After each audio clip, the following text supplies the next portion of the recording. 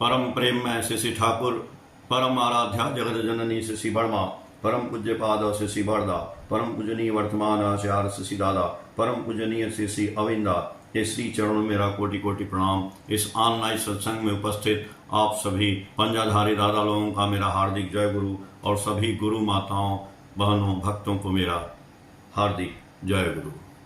दादा ने इतना सुंदर अवसर दिया, इसके लिए बहुत बहुत आपको धन्यवाद। और आप हम लोग ठाकुर जी की चर्चा भी भजन से सुने और ठाकुर जी की वाणियों को भी सुने। उसमें हम लगता है कि हमारा और आपका गुरु के प्रति टान है, गुरु के प्रति लगाव है, तभी हम यहाँ इस सत्संग में बैठे हुए हैं। और इस टान से ही, इस लगाव से ही हमारा जीवन जो है पल्लवित होगा, पुष्पित होगा, बढ़ता जाएगा। इसलिए हमको गुरु के प्रति टान हमेशा लगाए रखना चाहिए। ठाकुर जी की एक वाणी है कि गुरु के प्रति टान कम जाए, ऐसे संग से होशियार हो, सर्वनाश घेरेगा क्षय में, अंत तुम्हारा दुर्निवार हो। यानी गुरु के टान से, यदि गुरु के प्रीति से यदि टान कम होने लगेगा तो ठाकुर कह रहे हैं कि सर्वनाश धीरे धीरे हमको घेरने लगेगा। एक बार ठाकुर जी बैठे हैं, उनसे दादा लोग बैठे हैं, तो एक दादा पूछते हैं कि ठाकुर जी, महाभारत में जो एक श्लोक है कि यदा यदा हि धर्मस्य ग्लानिर्भवति भारत अभ्युत्थानम अधर्मस्य तदात्मानं सृजाम्यहम् पवित्राणाय साधूनां घृणासायश्च दुष्कृतां धर्म संस्थापनार्थाय संभवामि युगे युगे। तो उसमें जो पवित्राणाय साधूनाम घृणासायश्च दुष्कृताम, इसका मतलब क्या है? पूरे श्लोक का मतलब तो यह है कि जब जब धर्म की हानि होती है और अधर्म का उत्थान होता है, तब तब मालिक इस दुनिया में, इस धराधाम में आते हैं तो किसका विनाश करते आते? विनाशायश्च दुष्कृताम। तो ठाकुर जी से पूछा गया कि इसका मतलब बनाइए, विनाशायश्च दुष्कृताम। तो ठाकुर जी बोले, हाँ, यही बात तो मैं कह रहा हूं, और यही बात करने के लिए मैं कहता हूं कि हर आदमी को दीक्षा दे दिया जाए। यानी इस दुनिया में जितने भी लोग हैं पल्लवित कर दिया जाए, बाढ़ ला दिया जाए, दीक्षा की बाढ़ की। हर आदमी को यदि दीक्षित कर दिया जाए तो उनका दुष्ट पदा यानी दुष्कृताम वो खत्म हो जाएगा। ऐसे मारने से कहां मरेगा? रावण, कंस, दुर्योधन, दुशासन, चाहे जो भी आए इस धराधाम पे, जिनका हम लोग नाटक करते हैं, जिनका फिल्म बनता है, जिनके ऊपर जो है आज चर्चा होती है, कथा होता है, उससे लोगों का जीवन चल रहा है, क्या क्या हो रहा है, लेकिन निष्कर्ष कहां निकलता है? क्या कथा सुनने से रावण मर जाता है? क्या कथा सुनने से दुर्योधन का अंत हो जाता है? क्या कथा सुनने से जो विपरीत वाली भावनाएं हैं हमारे अंदर की, वो क्या खत्म हो जाती हैं? नहीं खत्म होती है। न तो रावण मरा है, न तो कंस मरा है, न दुर्योधन मरा है, न दुशासन मरा है, न ये जितनी भी दुष्प्रवृत्तियों वाले लोग हैं ये मरते नहीं हैं, ये सारे जिंदा ही रहते हैं। वो कहाँ रहते हैं? वो हमारे अंदर हैं, वो आपके अंदर हैं, वो इस दुनिया में सबके अंदर घूम रहे हैं। यहाँ तक कि केवल जेंट्स के अंदर ही नहीं, माताएं बहनों लेडीज के अंदर भी रावणपना होता है, उनके अंदर भी कंस होता है, उनके अंदर ऐसा थोड़ी है कि माताएं बहनें जो सुनती हो सोचती नहीं, आदमी ही रावण और कंस दुर्योधन बनता है, औरतें भी रावण और कंस दुर्योधन बनती हैं। और उनको मारने के लिए ठाकुर जी बोल रहे हैं कि केवल एक ही चीज है जो सबको जो है हम लोग ज्यादा से ज्यादा दीक्षा दे सके। दीक्षा जानु दक्ष करती प्रीत दीप्ति करे प्राण कूट कौशली अनुशीलन से कृति तीर्थ में कराए स्नान। इसलिए आज दादा सत्संग कर रहे हैं, ये सत्संग हो रहा है बहुत दिन से, 2020 से हो रहा है, रोज सत्संग हो रहा है, लेकिन इसका एक मेन पहलू होना चाहिए कि हम लोगों को घर घर जाके जाजन करना चाहिए। ठाकुर जी से बोला गया, ठाकुर जी जाजन जो होता है, जाजन करते हैं, तो जाजन का मतलब मेन क्या है? ठाकुर जी बोले कि अध्ययन और अध्यापन दो चीज मेन है। हमने अध्ययन किया, कोई चीज को पढ़ा और फिर उसको हमने लोगों को पढ़ाया, बताया, यही है यजन और याजन। यजन का मतलब ठाकुर जी के बारे में हमको जानकारी हासिल करना। और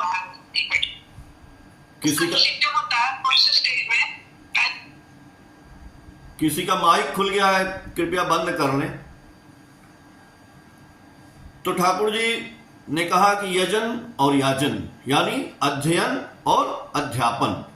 तो जब हम अध्ययन किए रहेंगे तभी अध्यापन करेंगे, यानी पढ़े रहेंगे तभी पढ़ाएंगे लोगों को। तो इसलिए चाहे हम सत्संग में बैठे हैं, चाहे ठाकुर जी की किताबों से पढ़ते हैं, चाहे कहीं से, हम उसके ज्ञान को पहले अर्जित करेंगे। और अर्जित करेंगे तभी हम जाके बाजार में, मार्केट में, घर में, गांव में, इस पूरे देश में, इस समाज में हम उसका अध्यापन यानी लोगों को बताएंगे। यही है याजन। बहुत क्रिटिकल चीज नहीं है। इसको ठाकुर जी ने कहा कि यदि हम सबको बताते चलेंगे, और सत्संग हो रहा है इसीलिए हो रहा है, ये भी एक अध्यापन का ही काम हो रहा है कि कब कौन सी बात किसके समझ में आ जाए। तो मेन तथ्य होता है कि हमने ठाकुर को धारण किया, ठाकुर ने जो जो बोला वो करना शुरू किए, और लेकिन बीच में यदि अज्ञानता आ जाती है, तो ठाकुर जी बोले हैं कि अज्ञानता क्या करता है? अज्ञानता मनुष्य को उद्विग्न करती है और ज्ञान मनुष्य को शांत करता है। अज्ञानता ही दुख का कारण है और ज्ञान ही आनंद है। एक बार ठाकुर जी बैठे थे तो बहुत से लोग उनके पास थे। तो ठाकुर जी से पूछा गया कि ठाकुर जी,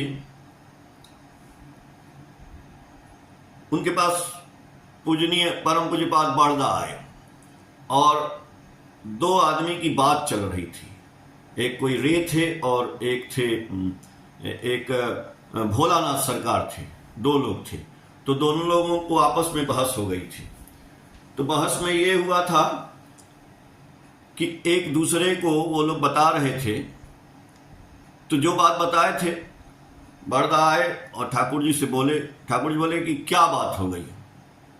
तो बड़दा बोले कि ये रेदा हैं, ये बोल रहे थे कि ठाकुर जी जो बोले हैं वो करना है,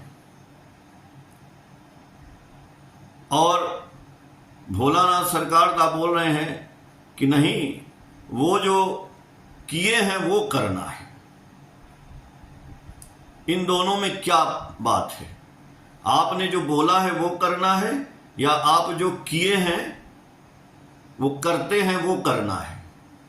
तो ठाकुर जी बोलते हैं कि मैं जो बोलता हूं, मैं करता हूं, किया हूं, वही मैं बोलता हूं और वही करने के लिए कहता हूं। ऐसा नहीं है कि मैं करता नहीं हूं और तुमको कोई दूसरी चीज करने के लिए बोलता हूं। ऐसा नहीं है। मैं जो अपने जीवन में करता हूं, जो मैंने किया है, वही आपको बोलने के लिए करता हूं। ये ठाकुर जी ने बोला। अब सोचिए, हम लोग यहां बैठे हैं, हम लोग यदि करते नहीं हैं और उस बात को बोलते जाते हैं कि आप लोग, भक्त लोग, जो लोग सुन रहे हैं, नाम ध्यान करना चाहिए, आपको सत्य बोलना चाहिए, आपको कपटी नहीं बनना चाहिए, आपको गो बिटवीन नहीं होना चाहिए। तो यदि हम वैसे नहीं हैं, यदि हम नाम ध्यान करते नहीं हैं, तब हमें बोलने का अधिकार ही नहीं है। यदि हम ठाकुर जी की बात को लेकर चलते हैं, ठाकुर जी बोल दिए कि हम जो करते हैं वही बोलते हैं करने के लिए, और हम यदि नाम ध्यान नहीं करते हैं तो कैसे बोल देते हैं लोगों को कि आप नाम ध्यान करिए। हम यदि कपटी हैं और दूसरे को सत्यानुसरण का उपदेश देते हैं कि कपटी ना बनो, अपने को ना ठगो, हम झूठ बोलते हैं और लोगों से कहते हैं भैया झूठ ना बोलना, तो ये ठाकुरत्व तो नहीं हुआ। हम धर्म से बहुत दूर हैं। ठाकुर जी बोले कि सर्वप्रथम अपने दुर्बलता के विरुद्ध युद्ध करना होगा, वीर बनना होगा, साहसी बनना होगा, अकपट बनना होगा। इतना हो जाएगा ना, तब ठाकुर जी बोले कि धर्मराज में प्रवेश करने का अधिकार होगा। सोचे बोले करे नहीं, उसकी आशा फले नहीं।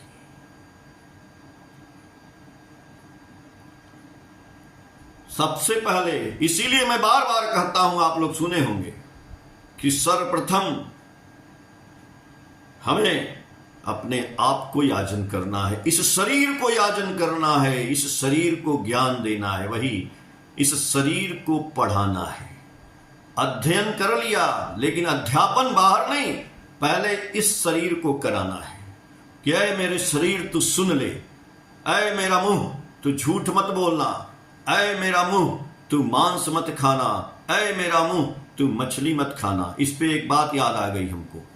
ठाकुर जी से एक आदमी ने पूछा कि ठाकुर जी, बहुत से लोग मांस मछली खाते थे और छोड़ दिए, छोड़ने के बाद साधक बने, बड़े बड़े ऋषि भी बन गए, महर्षि भी बन गए, तो लोग उनका अनुसरण करने लगे। ठीक है, लेकिन बहुत से लोग ऐसे मिलेंगे कि वो ऋषि महर्षि का, ठाकुर जी सत्यानुसरण में बोले हैं कि भारतवर्ष की अवनति तभी से आरंभ हो गई जब से हमने ऋषियों को छोड़ के ऋषिवाद की उपासना आरंभ कर दी। तो वो ऋषि महर्षि जरूर बने, तो उनकी जो अच्छाइयां थी उनको ग्रहण करना था। लेकिन लोग आज क्या करते हैं कि उनके पीछे वाली में भी जाते हैं कि पहले वो कैसे थे, पहले वो चोर थे, पहले वो डाकू थे, पहले वो मांस खाते थे, तो वो बाद वाले तो करते ही हैं, कहते वो तो पहले मांस खाते थे तो हम भी खाएंगे। तो ठाकुर जी बोले सुनो, इसीलिए मैं मछली खाता नहीं था, लेकिन प्रयोग के तौर पर मैंने मछली खाकर देखा कि होता क्या है, तो मैंने मछली खाई और उसके बारे में बताया कि जब तुम नाम ध्यान करोगे, यदि मछली खाते हो तो तुम्हारा बीच में जो है ना वो ध्यान ब्रेक हो जाएगा। तो अब आप और हम ठाकुर जी की उस अच्छी बात को ना पकड़ के वो वाली बात पकड़ लें कि नहीं ठाकुर जी भी मछली खाते थे हम भी खाएंगे, ऐसा नहीं है। इसीलिए ठाकुर जी का नाम है ठाकुर अनुकूल चंद्र। एक बार जब मैं सन 1998 में मैंने दीक्षा लिया था। दीक्षा क्या, मेरी तो शादी हुई ऐसे घर में, हम तो जानते नहीं थे ठाकुर जी को, कुछ नहीं जानते थे मैं तो बनारस में रहता था और वहाँ पे 80 जानते हैं बहुत प्रचलित है 80 पे, तो 80 पे मेरा हॉस्टल भी था, मेरा घर भी है, लेकिन मैंने एक छात्रावास लिया था जो गंगा जी के किनारे था, रीवा छात्रावास, बहुत अच्छा लगता था। तो मैं फाइन आर्ट्स का स्टूडेंट था, तो उसमें मिल गया था। और वहीं सड़क पे एक दुकान है पप्पू जी की चाय की दुकान, उस पर मतलब बनारस के एक से एक कवि, डॉक्टर, इंजीनियर, कलाकार, ज्योतिषी, पंडित, विद्वान सब उस दुकान पे आते हैं। उसी पे अभी हमारे मोदी जी गए थे तो वहाँ चाय भी पिए थे जाकर के। तो उस दुकान पे मैं बैठता था, वहाँ पे लोगों से कुछ अच्छे संस्कार भी मिलते थे, बुरे संस्कार भी मिलते थे। गंगा जी थी बगल में, नहाते भी थे वहीं पे। रोज शंकर भगवान को एक मंदिर था मेरे छात्रावास में, उस पर एक लोटा जल भी चढ़ाते थे। जो है मालिक की कृपा, महादेव की कृपा, मेरी तो शादी ही हो गई ऐसे घर में। तो मेरी धर्म पत्नी आई, वो तो ठाकुर जी को लेके आई। हम थोड़ी जानते थे ठाकुर जी को कि ठाकुर जी कौन है, लेकिन ठाकुर जी को ग्रहण किए, ठाकुर जी का इष्टवृत्ति करना शुरू किए। फिर मैं पीएचडी कर रहा था, फ्रीलांस जॉब ऐसे ही कुछ काम हम करते थे, लेकिन ठाकुर जी की वजह से दो गवर्नमेंट की सर्विस मिली और आज हम लोग उस सर्विस के सहारे जिंदा हैं। ठाकुर जी ने बाल बच्चे दिए, जो भी दिए, तो मेरे समझ में आया कि सब कुछ तो उन्होंने ही दिया। और बीच में तो एक दिन जब हम दीक्षा ले लिए थे, तो एक दिन एक घर में गए, बनारस में किसी के घर, तो वहाँ चर्चा चली। तो मैंने चर्चे में ठाकुर जी की चर्चा की। उस समय उतना तो हमको ज्ञान नहीं था ये सब, लेकिन हाँ ये बताया कि हम दीक्षा लिए हैं, एक गुरु जी हैं ठाकुर जी। तो बोले, एक सज्जन थे, बोले कि इनको ठाकुर क्यों बोलते हैं। अब सोचिए, वो बोले कि इनको ठाकुर क्यों कहते हैं। तो हमको तो पता नहीं था कि ठाकुर क्यों बोलते हैं।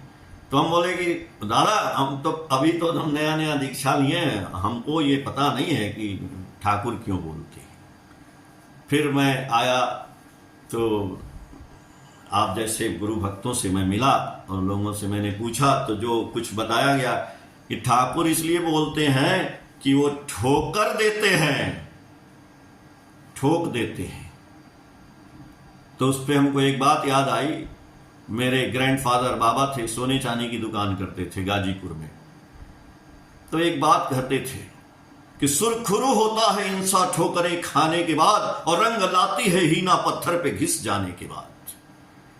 यानी इंसान को जब ठोकर लगता है ना, तभी वो इंसान बनता है, पहले इंसान नहीं रहता है। तो हम इंसान न कह करके शैतान बोले कि शैतान को जब ठोकर लगता है तो वो इंसान बन जाता है। यानी घृणा सायश्च दुष्कृतम, उसको दीक्षा का ठोकर लगना चाहिए तो वो इंसान बनेगा। यानी सुरखुरु होता है इंसान ठोकरें खाने के बाद, रंग लाती है हीना पत्थर पे घिस जाने के बाद।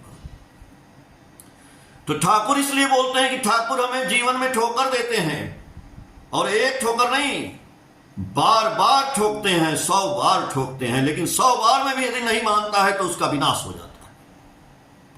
संभलना हमको है, संभलना आपको है। कब संभलेंगे? लेकिन दीक्षा लिए हम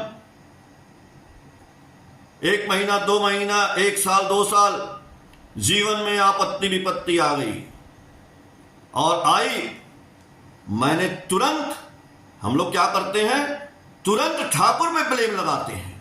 अरे यार, यही दीक्षा ले लिए थे ना, इसीलिए मेरे जीवन में गड़बड़ आ गया।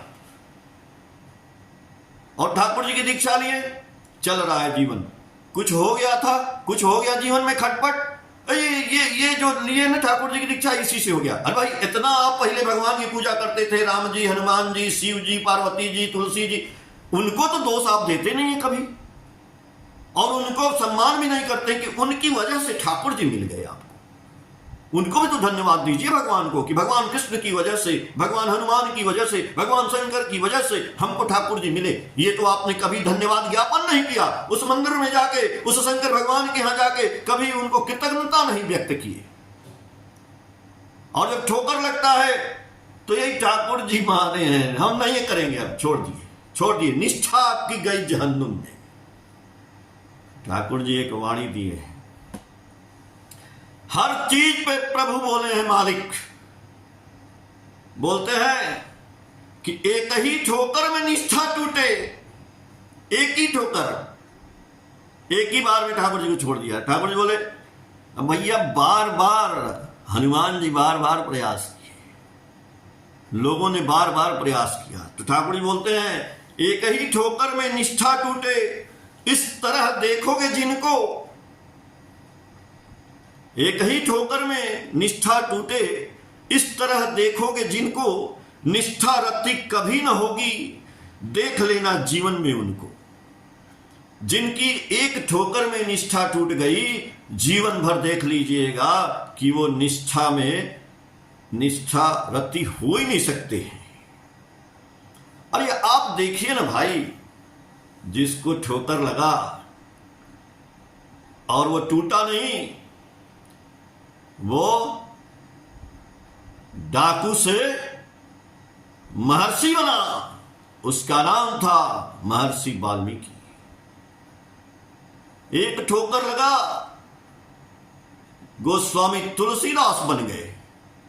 एक ठोकर लगा, कालिदास बन गए। एक ठोकर लगा, अंगुलीमाल एक इंसान बन गया। तो ठोकर लगना बहुत जरूरी है। हम तो मालिक से बोलेंगे, हम तो अपने गुरुजी से, अपने पुरुषोत्तम से, अपने प्रभु से बोलेंगे कि हमको बीच बीच में ठोकर देते रहिए, ठोकर देते रहिए। जब भी हमसे गलतियां हो आप हमको ठोक दीजिए। इसीलिए ठाकुर जी का नाम है ठाकुर। लेकिन घबराना नहीं है। ठाकुर जी ठोकर इसलिए देते हैं कि सावधान हो जाओ, सावधानी हटी दुर्घटना घटी। ठाकुर जी बोले एक आदमी था, केला बेच रहा था। जैसे उसका केला से ध्यान हटा, एक बंदर आया और आकर के केला लेके भाग गया, वो गुच्छा लेके भाग गया। तो ठाकुर जी बोले देखे, जैसे उसका सावधानी हटा दुर्घटना घटा। तो जैसे ही हम लोगों के जीवन में सावधानी हटा दुर्घटना घटा। बंदर आएगा और हमारा केला लेके भाग जाएगा। अब बंदर हमारे पास ही रहता है, पता है ना, काम क्रोध मद मोह लोभ मत्स्य, ये प्रवृत्तियां हमारी बंदर है। ये हमारे आसपास घूमती रहती है। जैसे हमारा ठाकुर जी का नाम कर रहे हैं, नाम का ठाकुर जी के अजपा नामे करो रे निशा, छाड़ो रे मन कपट चातुरी, मन में बोलो हरि हरि। ठाकुर जी बोले उषा निशा में मंत्र साधन, चलते फिरते जप, यथा समय इष्ट निर्देश स्मृति करना ही है तब। उषा निशा में ठाकुर जी का मंत्र साधन कर लीजिए, चलते फिरते जप करते रहिए। ये मुंह से जैसे जप हटेगा, जिस समय हटता है उसी समय बंदर आता है, केला लेके भाग जाता है। उसी समय प्रवृत्तियां घुसती हैं और हमको बेईमान बनाती हैं। उसी समय प्रवृत्तियां घूमती हैं, हमको लालची बनाती हैं। उसी समय प्रवृत्तियां घुसती हैं, हमसे गाली दिलवाती हैं। उसी समय तो सावधान होता है। इसीलिए ठाकुर जी का ठोकर यदि मिल जाए तो हमारा जीवन सुधर जाए। इसलिए ठाकुर जी का ठोकर पे टूटना नहीं है, उस ठोकर को अपनाना है ताकि हम भी एक सुंदर इंसान हमारे अंदर से निकले, इस शरीर से निकले। तो हम तो सुमिरन करेंगे कि मालिक जिंदगी में जहां भी हो वहां ठोकर दीजिए। लेकिन एक बात और है, बहुत से लोग ऐसे हुए जिन्होंने पूरा समाज को बदल दिया इसी ठोकर से। चाणक्य को जानते होंगे आप लोग। ये पटना से सत्संग हो रहा है यदि तो मगध का राजा कौन था? जब चाणक्य को बचपन में पैर में एक कुश चुभ गया, पैर में धंस गया, तो वो बालक उस कुश को निकाला जड़ से और उसने वहां पे मट्ठा डाल दिया कि ये फिर से न जमने पाए। वही नंदवंश का नाश किया। जब उस राजा ने चंद्रगुप्त का परिहास किया, मजाक उड़ाया, तो चंद्रगुप्त ने अपनी चुटिया खोल दी और बोले जब तक तेरा विनाश नहीं कर देंगे ये जो है चुटिया बांधेंगे नहीं। और उन्होंने, आप जानते ही हैं कहानी बड़ी लंबी है, चंद्रगुप्त विक्रमादित्य एक लड़के को लाए, उसको पढ़ाए लिखाए, उसको राजा बनाए, नंदवंश का नाश किए और नाश करने के बाद उनका प्रधानमंत्री बने और बहुत दूर तक इस राज्य को स्थापित किए, यहां से लेके अफगानिस्तान तक। तो भैया जिंदगी में जिसको ठोकर लग गया ना, सोचिए बहुत अच्छा हुआ, बहुत अच्छा हुआ। इसलिए यदि आप दीक्षा लिए हैं प्रेमी बंधुओं भक्तों और जीवन में झंझट तूफान कष्ट आता है तो घबराइए नहीं और नाम करिए, बैठ करके नाम करिए, नाम करिए। जब एक मेडिसिन से 500 वाले से ठीक नहीं होता है तो 1000 का डोज मिलता है, यानी हमारे नाम में कमी हो रही है। हम नाम करने में हमको डिस्टरबेंस नहीं, मतलब हो ही नहीं रहा है, तो थोड़ा और करिए, थोड़ा और करिए, तब हमारे जीवन में अच्छा आएगा। कैसे आएगा? ठाकुर जी वाणी दिए हैं, ये भी मैं बोलता हूं, मेरी धर्मपत्नी भी बोलती है, झंझट तूफान जितना भी आवे मन में रखना जोर, माथे पर तेरे दयाल ठाकुर, क्या चिंता क्या विफुर। झंझट तूफान जितना भी आवे मन में रखना जोर। अरे जिसके माथे पर दयाल ठाकुर का स्टैंप लग गया है, मुहर लग गया है, वो दीक्षा रूपी मुहर है, वही हमारा पासपोर्ट है, वही हमारी पहचान है। फिर हमको क्या चिंता करना है? कोई बात नहीं। जब जब गिरेंगे तब तक उठेंगे। लेकिन होता क्या है ना कि एक बार ठाकुर जी को बोला गया, ठाकुर जी ये कालिदास की बात। कालिदास क्या थे? कालिदास को कैसे ठोकर लगा कालिदास बने? पता है ना? एक उस समय विद्योत्मा नाम की बहुत ही विद्वान स्त्री थी। उसको बहुत अहंकार था कि हमसे ज्यादा विद्वान कोई नहीं है। वो सबको शास्त्रार्थ में पराजित कर देती थी। तो पंडित लोगों ने, ज्ञानियों ने कहा कि नहीं, ये बहुत बेइज्जती की है, इसकी जो है इसका बदला लिया जाएगा। तो उन लोगों ने सोचा कि इसकी शादी एक महामूर्ख से कराई जाएगी। और वो लोग खोजते खोजते एक जंगल में गए। एक आदमी जिस डाल पे बैठा था उसी डाल को काट रहा था। उसको नीचे उतारे, बोले इससे तो मूर्ख कोई ज्यादा होगा नहीं। उसको बुलाए लोग, उसको कपड़ा वपड़ा पहनाए, समझाए। विद्वान तो था नहीं। बोले तुम्हारा ना एक जगह शास्त्रार्थ होगा, क्योंकि वो लड़की बोली है कि जो शास्त्रार्थ में हमसे जीत जाएगा उसी से हम शादी करेंगे। अब सब लोग तो हार जाते हैं, तो चलो इसका शादी मूर्ख से कराना है। तो कालिदास को लोग बोले, कालिदास पहले नहीं थे, काली नाम था। तो बोले कि देखो तुम केवल चुप रहना, बोलना कुछ नहीं, कुछ भी बोलेगी तो तुम भले संकेत में कुछ करना। तो कालिदास को ले जाया गया, बैठाया गया कि ये बहुत ही विद्वान व्यक्ति हैं, इनसे आप शास्त्रार्थ करिए। विद्योत्मा ने एक उंगली उठाई, कालिदास ने 2 उंगली उठाई। उसने, विद्योत्मा ने थप्पड़ ऐसे 5 उंगली दिखाया, ऐसे पूरा हाथ। तो कालिदास ने 1 मुट्ठी दिखाई, बस हो गया। तो उन पंडितों ने उनको समझा दिया कि देखिए आपने बोला था 1 उंगली, यानी आत्मा एक है, और हमारे गुरु ने बोला कि नहीं 2 है, आत्मा और परमात्मा। फिर आपने दिखाया पंच तत्व से मिलके शरीर बना है। तो उन्होंने कहा हाँ, उन्होंने मुट्ठी दिखाया। वो तो सोचे कि एक आंख फोड़ेगी तो हम 2 आंख फोड़ेंगे, वो ये सोचे थे। यदि हमको थप्पड़ मारेगी तो हम उसको घूंसा से मारेंगे। बात आई गई हो गई। अब वो हार गई, उसकी शादी हो गई। तो कालिदास को जब शादी हो गई, कालिदास को तो कुछ आता जाता नहीं था, वो महामूर्ख आदमी थे। लेकिन एक दिन क्या हुआ कि जब वो ऊंट जा रहा था तो उष्ट्र बोलने लगे। अब वो समझ गई कि अरे ये तो बहुत बेवकूफ आदमी है, इसको तो कुछ आता नहीं, इसको तो बोलने भी नहीं आता है। उसी समय उसने उनको लताड़ा ऐसा विद्योत्मा ने, और घर से निकाल दिया। और वो कालिदास वहां से बहुत अपमानित हुए और वहां से चले गए। और उन्होंने जाके काली के मंदिर में तपस्या किया, और तपस्या किया और वही कालिदास बने।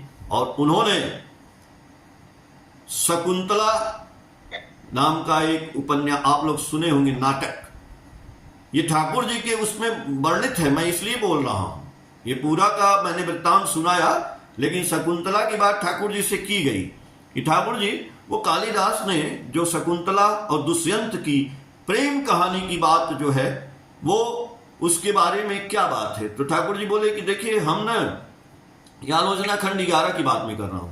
ठाकुर जी बोले कि हम भी आप ही लोगों से सुने हैं शकुंतला और दुष्यंत की बात, लेकिन हाँ, केष्टोदा बोल रहे हैं कि लेकिन उस कहानी में, उस नाटक में आप देखेंगे कि भारत की संस्कृति और जो आप शिक्षा दीक्षा विवाह की बात करते हैं, उसमें विवाह का अनुलोम और प्रतिलोम का वर्णन है। ठाकुर जी बोले हाँ, यानी इससे वर्णित होता है कि पहले के ऋषि महर्षि भी प्रतिलोम मतलब अनुलोम के पक्षधर थे और प्रतिलोम नहीं कराना चाहते थे। क्यों? क्योंकि दुष्यंत के अंदर जब काम प्रवृत्ति जागृत हुई शकुंतला को देख करके, तो पहले उन्होंने सोचा कि तो ब्राह्मण है और ब्राह्मण से मैं कैसे शादी कर सकता हूं। फिर उन्होंने सोचा कि नहीं, यदि हमारे अंदर ये भावना जागृत हुई है इस लड़की को देख करके, तो ये ब्राह्मण नहीं, ये क्षत्रिय ही होगी। वो तो विश्वामित्र की लड़की थी, ऋषि, उन्होंने जंगल में छोड़ दिया था, तो एक ऋषि ने उसको पाला था। तो ठाकुर जी बोले देखिए, इसीलिए मैं बोलता हूं कि ये अनुलोम और प्रतिलोम उस समय भी था। उस समय के ऋषि महर्षि भी चाहते थे कि प्रतिलोम शादी न हो, और आज समाज में तो उन्होंने बोला कि केष्टोदा, ठाकुर जी बोले कि केष्टोदा, आप जो है जरा कोई ढूंढ करके बताइए कि कोई प्रतिलोम मनुष्य जिसकी प्रतिलोम शादी हुई है, क्या वो महान हुआ है? तो वहां जितने लोग बैठे थे, केष्टोदा थे और सभी लोग जितने भी थे, ज्ञानी विज्ञानी, सब लोगों ने जितना नॉलेज था सब लोग सोचे और बोले कि नहीं, ऐसा तो कोई हमको नहीं दिखाई देता है कि प्रतिलोम शादी वाला आदमी महान हुआ। ठाकुर जी बोले हाँ, इसीलिए मैं कहता हूं कि शादियां जो आप करते हैं, विवाह जो करना है, उसको जैसे विवाह का सिस्टम है, क्योंकि ये मैं ही नहीं कह रहा हूं, आप देखिए उस नाटक से भी वर्णित हो रहा है, इसलिए अनुलोम शादी करिए, प्रतिलोम शादी ना करिए। आज हमारे देश में देख रहे हैं ना, हमारे देश में जो नवयुवा पीढ़ी है अपने मुंह से क्या क्या बोलती है, कितना अच्छा बात बोलती है। कैसे लोग अब तो उस पे आ रहा है कि कैसे लोगों की ये संतान है।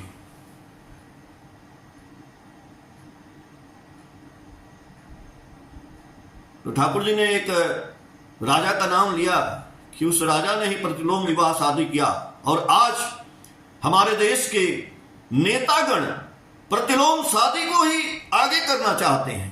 तो जब प्रतिलोम शादी को आगे करेंगे तो ऐसे ही संतान जन्म लेगी, ऐसे ही युवा हमारे देश में आएंगे जो पूरे देश में लोगों को गालियां देंगे, क्योंकि जन्म ही नहीं आना हुआ ऐसे। यदि संस्कार हमारे अच्छे होंगे तभी होगा। इसीलिए ठाकुर जी ने धर्म संस्थापनार्थाय संभवामि युगे युगे, ऐसे घृणासायश्च दुष्कृताम। इसलिए हमको ज्यादा से ज्यादा ठाकुर के दीक्षा को पल्लवित कर देना होगा। इसीलिए ठाकुर बोले roll on like a flood over the suffering sorrow and calamities on this world with love service and sympathy. हमको आपको सत्संग सुन लिए, अच्छी बात है, सत्संग सुन के फिर हम दूसरे दिन आके सत्संग सुन लिए, फिर तीसरे दिन सुन लिए, रोज सुन रहे हैं, ये अच्छी बात नहीं है। सोचे बोले करे नहीं, उसकी आशा फले नहीं। यदि हम रोज केवल सत्संग सुन रहे हैं, वही बात है, कथा सुन रहे हैं, महाभारत की कथा, गीता का कथा, रामायण का कथा होता है, जाते हैं मां बहनें वहीं सो जाती है। कथा तो बहुत दिन से हो रहा है, कथा सुनना नहीं है, ये ठाकुर जी की कथा नहीं है, कथा सुन के करना है। इसीलिए ठाकुर जी बोले सोचे बोले करे नहीं, उसकी आशा फले नहीं। तो कौन करेगा? डीपी वर्क के माध्यम से हमको आगे बढ़ना है। ठाकुर जी बोले उषा निशा में मंत्र साधन, चलते फिरते जब यथा समय इष्ट निर्देश मूर्त करना ही है तब। हम अभी गए थे ऋत्विक कॉन्फ्रेंस में, तो हमको और हमारी धर्म पत्नी को आचार्य देव बोले कि आप दोनों लोग पूरे प्रदेश में घूम घूम करके लोगों से मिलिए और लोगों से बात करिए। आशीर्वाद क्या? उषा निशा में मंत्र साधन, चलते फिरते जप, यथा समय इष्ट निर्देश मूर्त। ये इष्ट का निर्देश मिला कि आप लोग घर घर जाइए, अपने केवल कानपुर में नहीं, दूसरे डिस्ट्रिक्ट में, पूरे देश में, पूरे प्रदेश में घूमिए। जैसे हम आपसे रूबरू बात कर रहे हैं, कई जगह के लोग, कई स्टेट के, कई इस पूरे देश के लोग बैठे हैं, तो आपसे हम रूबरू तो नहीं मिल रहे हैं, लेकिन इस वाइब्रेशन के माध्यम से जरूर मिल रहे हैं। तो इसमें भी कुछ न कुछ गुरु के निर्देश का पालन होना चाहिए। आप लोग आशीर्वाद दें, आप लोगों का भी आशीर्वाद हमको चाहिए कि अब यहाँ से निकल के हम आप तक पहुँच जाएं, आप लोगों से रूबरू बातें हों, हम लोग आपके साथ रहें, सब लोग मिलजुल करके। डीपी वर्क का मतलब होता है कि सबसे मिलना, डीप में चले जाना, सबसे बातें करना, यही सब बातें कि भाई काहे तुम घबरा रहे हो। ये ठाकुर जी ठोकर दिए हैं बहुत अच्छा के लिए, ठाकुर जी ने ठोकर दिया, लोग महान बनते चले गए। और ठाकुर जी से ये कहना है ठाकुर जी ठोकर देते रहिए, है ना, कि गुरु कुंभार शिष्य कुंभ है, गड़गड़ काढ़े खोट अंतर हाथ सहार दे, अब बाहर बाढ़े चोट। कबीर दास तो बहुत चीज बोले हैं गुरु के ऊपर।